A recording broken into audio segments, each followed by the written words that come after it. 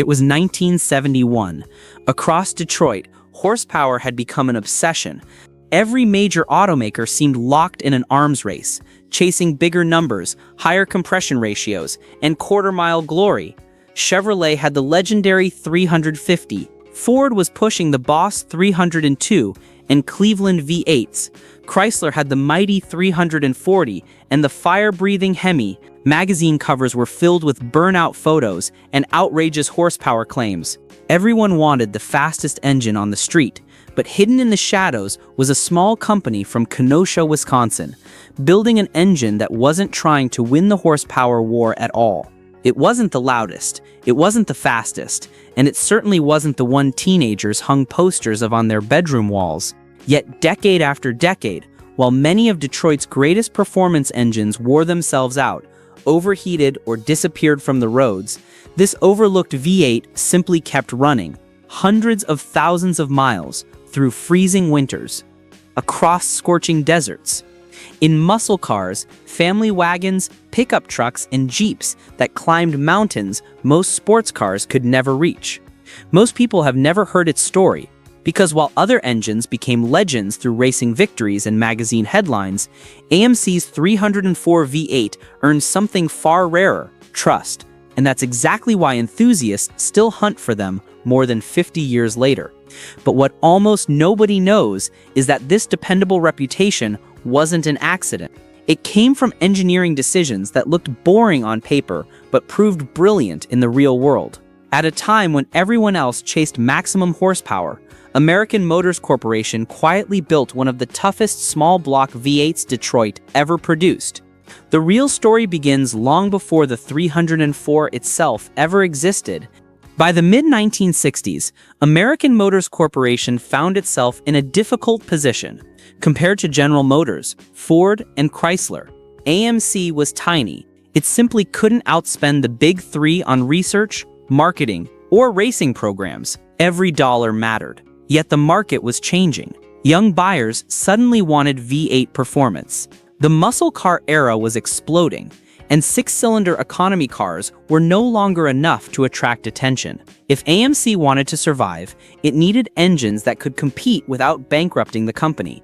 Instead of designing an entirely different engine for every displacement like some competitors, AMC engineers made a decision that would shape the company's future. They designed one strong engine family.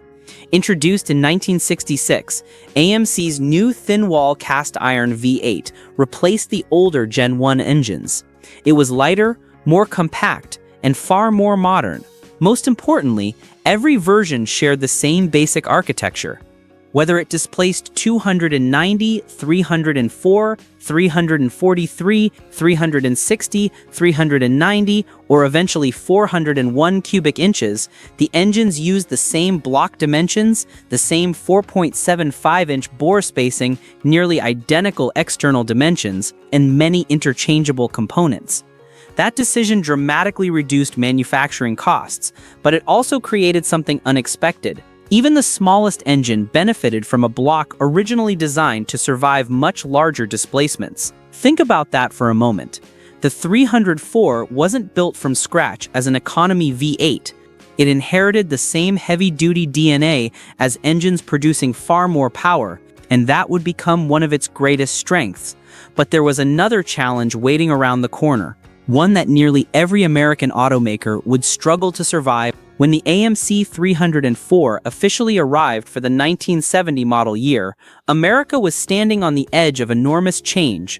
The horsepower wars were reaching their peak, but emissions regulations were tightening.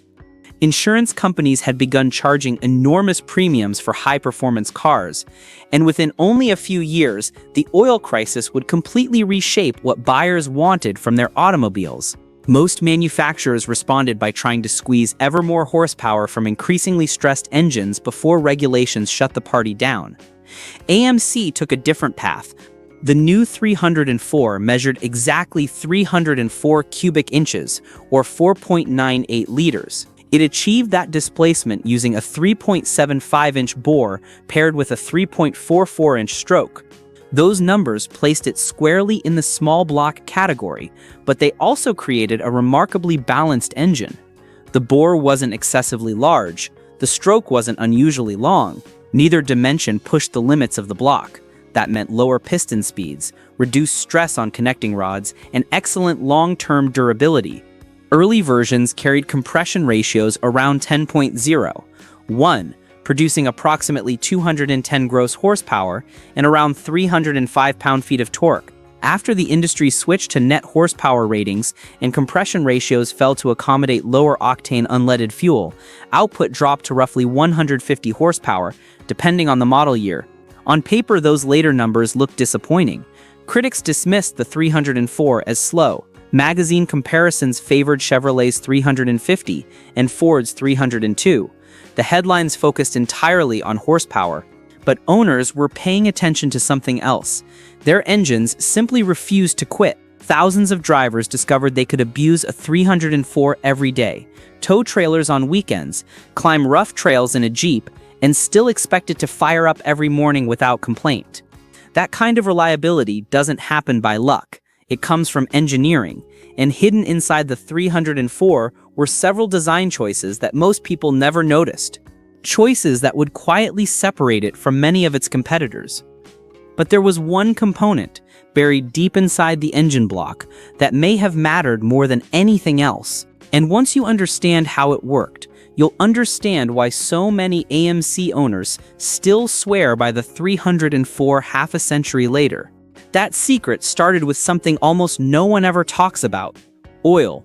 Horsepower might sell cars, but oil pressure keeps engines alive. Every rotating part inside a V8 depends on a constant supply of lubrication. Lose that pressure for even a few seconds at high RPM, and bearings can overheat, crank journals can score, and an engine that looked perfectly healthy can destroy itself from the inside out. AMC's engineers understood this better than most.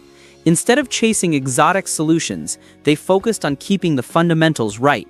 The 304 used a conventional wet sump lubrication system, but it was built around generous oil passages and a sturdy gear-type oil pump housed in the aluminum timing cover. Oil was drawn from the pan, forced through the filter, and distributed to the crankshaft, camshaft, lifters, and valvetrain in a simple, proven layout. It wasn't revolutionary, it was dependable. As long as owners performed regular oil changes and kept the timing cover in good condition, the system delivered consistent lubrication for hundreds of thousands of miles. Mechanics who worked on AMCs often joked that the bottom end would outlast the body wrapped around it. One longtime AMC technician reportedly summed it up perfectly: keep clean oil in it and it'll probably outlive you. That wasn't far from the truth. The 304's crankshaft rode on 5 large main bearings, providing excellent support under load.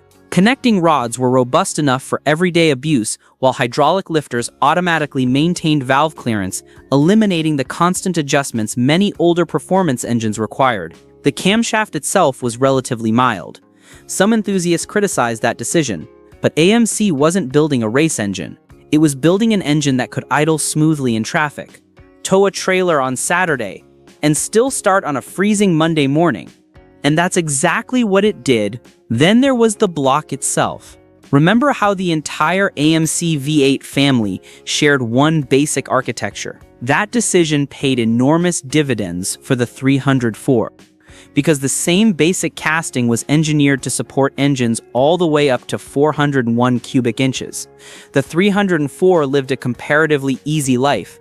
Its 3.75-inch bore left more material between the cylinders than the larger 360, 390, and especially the massive 401. Thicker cylinder walls meant better rigidity, improved cooling stability, and greater resistance to distortion after years of heat cycles. That might sound like a tiny detail. In reality, it meant everything. Cylinder walls that stay round maintain better ring sealing. Better ring sealing means stronger compression. Stronger compression means easier cold starts, lower oil consumption, and longer engine life. It was one of those engineering advantages you couldn't see from outside the engine, but owners felt it every single day. Even the 3.44-inch stroke contributed to longevity. Average piston speed remained comfortably within safe limits, reducing stress on pistons, wrist pins, connecting rods, and bearings, compared with longer-stroke engines working at similar RPM. The result wasn't spectacular horsepower, it was spectacular durability, and in the long run, durability wins. But there was still another reason the 304 earned such a loyal following. It wasn't just reliable, it was incredibly forgiving. Unlike many high-compression muscle car engines of the late 1960s, the 304 adapted surprisingly well as America entered the emissions era. When federal regulations tightened and unleaded gasoline became the future, manufacturers everywhere scrambled to redesign engines that had been built around premium leaded fuel. Compression ratios fell across Detroit almost overnight. Timing was retarded, carburetors became leaner, horsepower numbers collapsed, some engines hated the changes. The AMC 304 accepted them remarkably well. Compression gradually dropped from around 10.0, in the early years, to roughly 8.4, in many later versions. Horsepower fell to about 150 net horsepower, while torque remained close to 245 pound-feet depending on application. On paper, that looked like surrender. Behind the wheel, it felt different. Peak power arrived lower in the RPM range, making the engine smoother, quieter, and easier to drive. Instead of demanding high revs, the 304 produced usable torque exactly where everyday drivers needed it. That made it especially popular in Jeeps. Whether it was powering a CJ5 climbing rocky trails, a CJ7 crossing muddy back roads, or a full-size Wagoneer hauling camping gear into the mountains, the 304 delivered steady pulling power without constant downshifting. It wasn't trying to win drag races, it was trying to get people home. And most of the time it did. Off-road enthusiasts soon discovered another advantage.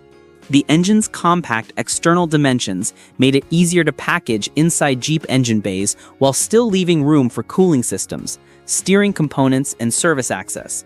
Repairs in remote areas became simpler because the design avoided unnecessary complexity. That mattered when the nearest repair shop was 50 miles away. Most people don't realize just how important simplicity becomes when you're miles from civilization, but AMC did, and their customers remembered. Of course, no engine is perfect. The AMC 304 had weaknesses too. Perhaps the most well-known involved the aluminum timing cover. Because the oil pump gears ran directly inside machined cavities in that aluminum housing, years of wear could gradually increase internal clearances. As those clearances grew, oil pressure, especially at idle, could begin to fall. Owners who ignored the warning signs sometimes blamed the engine itself. In reality, the fix was usually straightforward. Replacing or rebuilding the timing cover, resurfacing worn cavities, installing new gears, and carefully setting gear end clearance often restored oil pressure to factory specifications. It was maintenance, not a fatal design flaw. Cooling systems also demanded attention. Like every cast-iron V8 of the era, neglected coolant could eventually lead to corrosion inside water jackets or clogged radiator passages. But with fresh coolant and a healthy radiator, overheating wasn't a common complaint. Carburetors occasionally required adjustment, vacuum lines aged, ignition components wore out. These were normal realities of 1970s engines, not unique AMC problems. And compared with many competitors, the 304 often asked for remarkably little. That's why mechanics who specialized in American Motors vehicles developed enormous respect for it. One AMC dealership technician later recalled that it wasn't unusual to see well-maintained 304s arrive with well over 200,000 miles on the original short block. In an era when many drivers expected to rebuild a V8 long before reaching that milestone, those numbers were impressive, especially considering how many of those miles came under heavy loads. But if the engine was this good, why doesn't everyone talk about it today? The answer had almost nothing to do with engineering. It had everything to do with the company building it, and that would ultimately decide the 304's fate. By the late 1970s, the biggest threat to the AMC 304 wasn't another engine. It was AMC itself. American Motors had spent years doing more with less. While General Motors, Ford, and Chrysler poured billions into new factories, advertising campaigns, and racing programs, AMC survived through clever engineering and careful budgeting. The company simply couldn't afford to fight the big three on equal terms. Then the market changed almost overnight. The 1973 oil crisis sent fuel prices soaring. Buyers who had once dreamed of V8 muscle cars suddenly wanted smaller, more fuel-efficient vehicles. At the same time, emissions regulations became stricter every year, forcing manufacturers to lower compression ratios, add emissions equipment, and sacrifice horsepower in the name of cleaner air. The golden age of muscle cars was over. Insurance premiums climbed, performance models disappeared. Even legendary engines like Chevrolet's LT1, Ford's Boss 302, and Chrysler's six-pack combinations faded into history. Yet the AMC 304 kept doing exactly what it had always done. It started, it idled, it worked. You'll notice something interesting if you look at AMC's lineup during those years. The company wasn't advertising outrageous horsepower anymore. Instead, it leaned into dependability. The 304 found its way into the Jeep CJ5, CJ7, Wagoneer, Cherokee, and several AMC passenger cars because customers trusted it. It wasn't the engine that grabbed magazine headlines, but it was the one owners relied on every day. And in many ways, that was a far greater achievement. Perhaps the greatest proof of the 304's design came from where it spent much of its life, off-road. Unlike a muscle car that might spend most weekends at the drag strip, a Jeep powered by a 304 often faced steep climbs, deep mud, river crossings, scorching desert heat, and freezing mountain mornings. Those conditions exposed weaknesses quickly. An engine with poor cooling would overheat. A weak oiling system would suffer bearing damage. A fragile bottom end would eventually fail under sustained low-speed torque loads. Yet the 304 developed a reputation for taking abuse that surprised even experienced mechanics. Owners routinely loaded their Jeeps with camping gear, trailers, hunting equipment, or work tools, and drove hundreds of miles without thinking twice about the engine under the hood. Many of those engines remained untouched internally for decades. Compression numbers stayed healthy, oil consumption remained low, and even after years of hard service, they often fired almost immediately with nothing more than a turn of the key. That kind of longevity can't be faked. It has to be engineered. Ironically, one of the reasons the 304 became so dependable was also one of the reasons it was overlooked. It wasn't exciting. It didn't produce 400 horsepower. It didn't dominate NASCAR. It didn't headline drag racing championships. It wasn't built to be the fastest engine in Detroit. It was built to be one of the smartest. Sharing its architecture with the larger 360 and 401 meant many internal components operated well below their maximum limits. The block wasn't pushed to its structural edge. The crankshaft wasn't constantly fighting massive cylinder pressures. The moderate 3.75-inch bore and 3.44-inch stroke created balanced piston speeds and reduced internal stress. Hydraulic lifters minimized maintenance. The simple two-valve pushrod valvetrain was easy to service and remarkably durable. None of those choices sounded glamorous. Together, they created an engine that owners trusted for years, sometimes decades. And that's exactly why so many AMC enthusiasts still say the 304 was one of the company's greatest achievements. Not because it was the fastest, because it was always there. Unfortunately, even the best engine couldn't save the company behind it. By the early 1980s, AMC's financial situation had become increasingly difficult. Competition from larger manufacturers and imported cars squeezed profits year after year. Developing completely new engines required money AMC simply didn't have.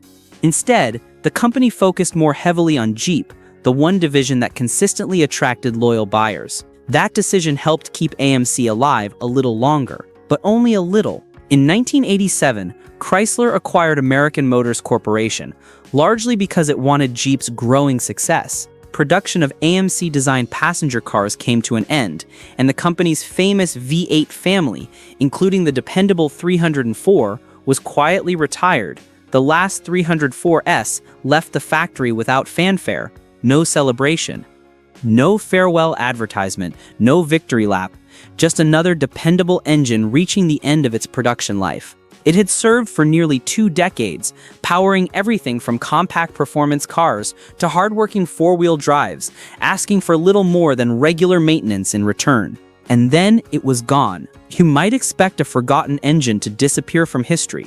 The AMC 304 did the opposite. Today, surviving examples are becoming increasingly valuable, not because they're rare exotic race engines, but because enthusiasts know exactly what they are: reliable.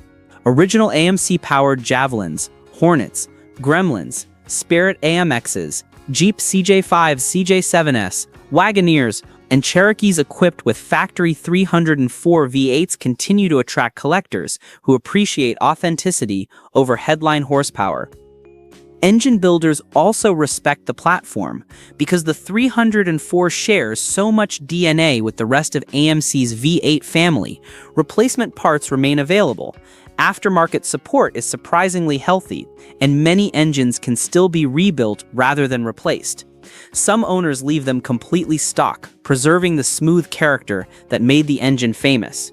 Others upgrade intake manifolds, aluminum heads, electronic ignition systems, modern camshafts, and 4-barrel carburetors to unlock additional performance while keeping the original block alive.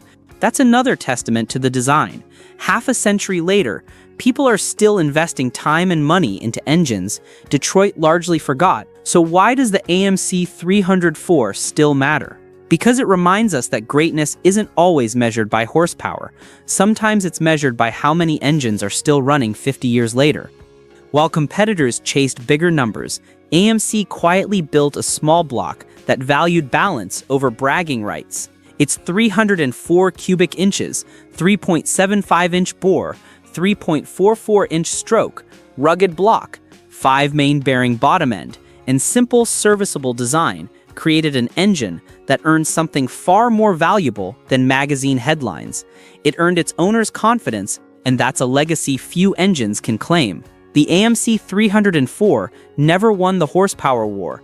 It never became a household name. But every time another original Jeep or Javelin rumbles to life, with its factory V8 still under the hood, it proves the same point all over again. Sometimes, the engines history remembers aren't the ones that lasted the longest.